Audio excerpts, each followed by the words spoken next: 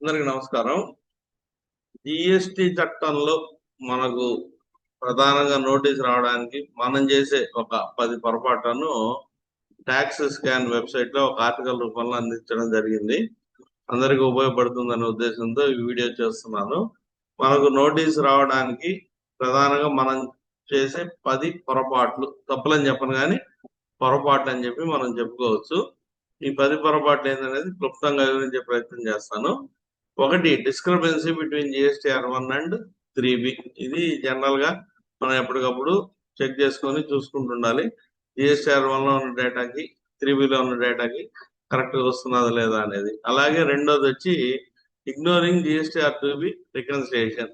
ఇప్పుడు మనకు తెలిసిందే input tax credit 2B importance అనేది మనకు బాగా తెలిసిపోయింది కాబట్టి ఈ 2B రికన్సిలియేషన్ మన ఇన్పుట్ ట్యాక్స్ క్రెడిట్ తో పక్కాగా చెక్ చేసుకునే ప్రయత్నం చేయాలి. అలా చేయని సమక్షంలో ఈ నోటీస్ వచ్చే అవకాశాలు ఉన్నాయి. అలాగే claiming of ITC and personal or exempted goods, మన పర్సనల్ యూసేజ్ కి ఎగ్జంప్షన్ గూడ్స్ కి సంబంధించి ఇన్పుట్ ట్యాక్స్ క్రెడిట్ కానీ క్లెయిమ్ చేసినట్టయితే ఈ సందర్భంలో కూడా మనకు నోటీస్ వచ్చే అవకాశాలు ఉన్నాయి. ఇక నాలుగోది round tripping of input tax credit. అంటే ఒక సర్క్యూట్ ట్రేడింగ్ లాగా పెట్టుకుని ఒకళ్ళ నుంచి ఒకళ్ళకి వేసుకుంటూ ఎక్కడ ఎవరు ట్యాక్స్ కట్టకుండా హ్యాండ్ ఇన్ గ్లో లాగా అడ్జస్ట్మెంట్ చేసుకున్న సందర్భాల్లో బిల్ ట్రేడింగ్ సందర్భంలో కూడా మనకు జిఎస్టీ అధికారుల నుంచి నోటీస్ వచ్చే అవకాశాలు ఉన్నాయి.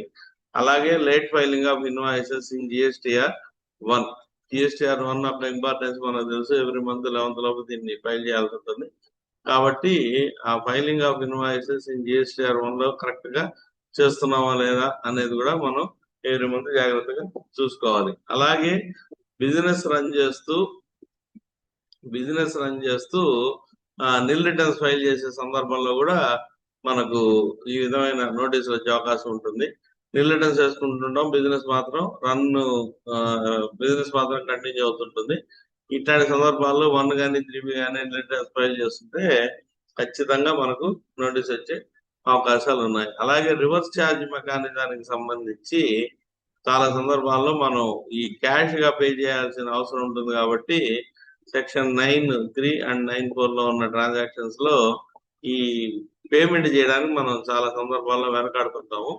కాబట్టి ఇన్కన్సిస్టెన్సీ, ఈ ల్యాక్ ఆఫ్ జస్టిఫికేషన్ అనేది రివర్స్ ఛార్జ్ మెకానిజం పేమెంట్ లో కానీ వచ్చినట్టయితే అటువంటి సందర్భంలో కూడా మనకు ఈ నోటీసులు వచ్చే అవకాశాలు ఉన్నాయి. ఇక number 8, non filing of annual returns. ఇది తెలిసిందే, యాన్యువల్ రిటర్న్ కంపల్సరీగా డ్యూ డేట్ లో ఫైల్ చేయాలి. అలాగే రికన్సిలియేషన్ స్టేట్మెంట్ కూడా ఫైల్ చేయాలి. అక్కడ ఫైల్ చేయకపోయినా కూడా మనకు వస్తుంటుంది.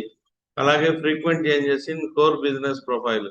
అంటే చేస్తున్న బిజినెస్ నుంచి సడన్ గా ఇంకో బిజినెస్ లోకి వెళ్ళిపోవడం, ప్రైమ్ బిజినెస్ యాక్టివిటీలోంచి ఇంకొకటి యాడ్ చేయడము, రిమూవ్ చేయడము, పార్ట్నర్స్ మార్చుకోవడము, ప్రిన్సిపల్ ప్లేస్ ఆఫ్ బిజినెస్ మార్చుకోవడం, ఇట్లాంటివి ఏదైనా జరుగుతున్న సందర్భంలో కూడా అనుమానం కానీ వచ్చినట్టయితే మనకు ఖచ్చితంగా నోటీస్ ఇవ్వడం జరుగుతుంది.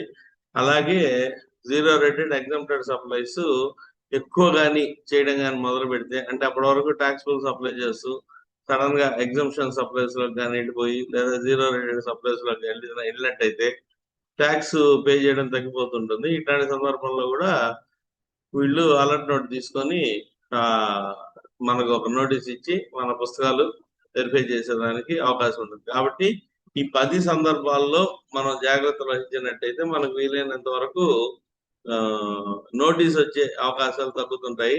ట్యాక్స్ స్కాన్ వెబ్సైట్ లో దీన్ని ఇచ్చారు. మీరు కూడా ఒక చదివి అర్థం చేసుకొని మీ మిత్రులకు, క్లయింట్లకు అందరికీ సలహాలు ఇస్తారని చెప్పి కోరుకుంటూ, వీడియో నచ్చినట్టయితే లైక్ చేయండి, షేర్ చేయండి, మీ కామెంట్స్ ని కామెంట్ రూపంలో తెలియజేయండి కామెంట్ బాక్స్ లో. అలాగే మొదటిసారి చూస్తున్నట్టయితే దయచేసి మా ఛానల్ సబ్స్క్రైబ్ చేయండి. అందరికీ నమస్కారం. సర్వే జన సుఖినో భవంతు.